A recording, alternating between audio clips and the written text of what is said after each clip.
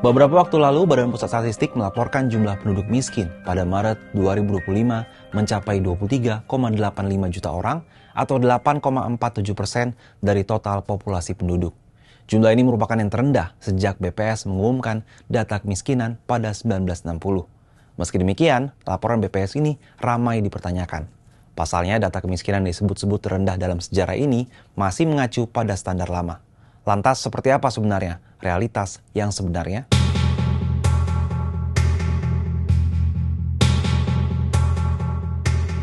Menurut standar garis kemiskinan nasional per Maret 2025, seseorang baru dihitung miskin jika pengeluarannya di bawah Rp609.160 per orang per bulan, atau hanya sekitar Rp20.305 per hari. Angka itu didapat dengan memakai metode pengukuran yang berlaku sejak 27 tahun lalu, alias sejak tahun 1998. Dengan standar yang terlampau rendah dan usang itu, rapor kemiskinan pun terkesan baik-baik saja. Untuk memperoleh data yang lebih mencerminkan realitas, standar kemiskinan meski dinaikkan jauh di atas Rp20.305 per hari. Namun masalahnya, menaikkan standar kemiskinan berarti meningkatkan pula jumlah orang miskin di Indonesia. Dalam wawancara khusus dengan Kompas untuk program podcast Gercep, Kepala Badan Percepatan Pengentasan Kemiskinan Budiman Sujatmiko pada Selasa 29 Juli 2025 mengatakan, Prabowo sebenarnya sudah pernah mengungkapkan keinginannya untuk menaikkan standar garis kemiskinan di Indonesia. Saya tahu Pak Budiman, ini Pak Prabowo sendiri mengatakan, jadi kita punya data dari BPS seperti ini, tapi saya secara pribadi, beliau ngomong ke saya, jangan-jangan realitanya lebih parah. Banyak PR yang dikerjakan. Menurut Budiman, kekhawatiran soal angka kemiskinan yang akan membludak jika standar kemiskinan dinaikkan adalah masalah persepsi. Ia menilai Prabowo sebagai orang yang tidak terlalu peduli dengan implikasi politik yang bisa muncul jika standar kemiskinan dinaikkan. Namun Budiman mengungkapkan alasan mengapa hingga saat ini pemerintah tidak menaikkan standar kemiskinan.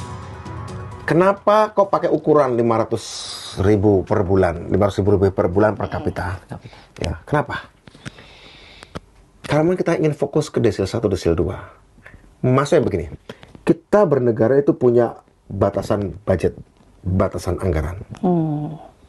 Misalnya menjadi desil 4 yang disebut miskin itu, misalnya gitu. Maka fokus ke 1-2-nya akan berkurang. Dengan anggaran yang terbatas. Sebesar apapun tapi anggaran terbatas ya. Iya. Meski demikian, faktanya hingga saat ini pemerintah masih menggunakan metode pengukuran kemiskinan yang sama dengan tahun 1998. Lantas, apa dampaknya jika kita terus menggunakan standar yang sama untuk mengukur kemiskinan di Indonesia? Arif Ansori Yusuf, anggota Dewan Ekonomi Nasional yang juga guru besar Fakultas Ekonomi dan Bisnis Universitas Padjadjaran mengatakan, standar kemiskinan yang rendah dan tak sesuai dengan realitas membuat upaya pengentasan rakyat dari kemiskinan seolah-olah tidak efektif. Laju pengentasan rakyat miskin pun cenderung melambat. Hal ini disebutnya sebagai last mile problem, alias tantangan yang dihadapi suatu negara dalam upaya pengentasan rakyat miskin.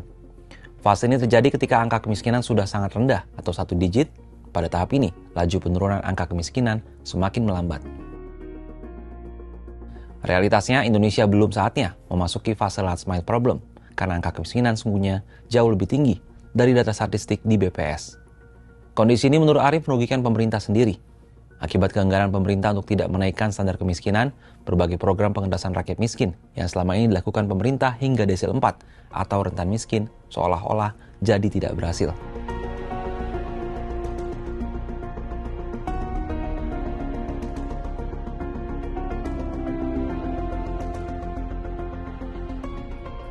Ia mengatakan, jika standar garis kemiskinan naik dari Rp20.000 per hari menjadi Rp30.000 per hari, jumlah orang miskin memang akan semakin banyak. Namun semakin banyak pula orang yang akan mendapat bantuan dari negara secara lebih tepat sasaran. Mereka akan tercatat sebagai orang-orang yang berhasil diangkat dari garis kemiskinan lewat program pemerintah.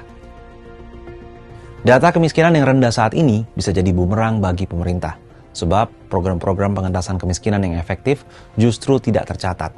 Pertanyaannya, apakah kita akan terus berpuas diri dengan angka di atas kertas atau berani menghadapi realitas demi memastikan setiap bantuan benar-benar sampai dan terukur dampaknya? Gimana menurut sahabat Kompas?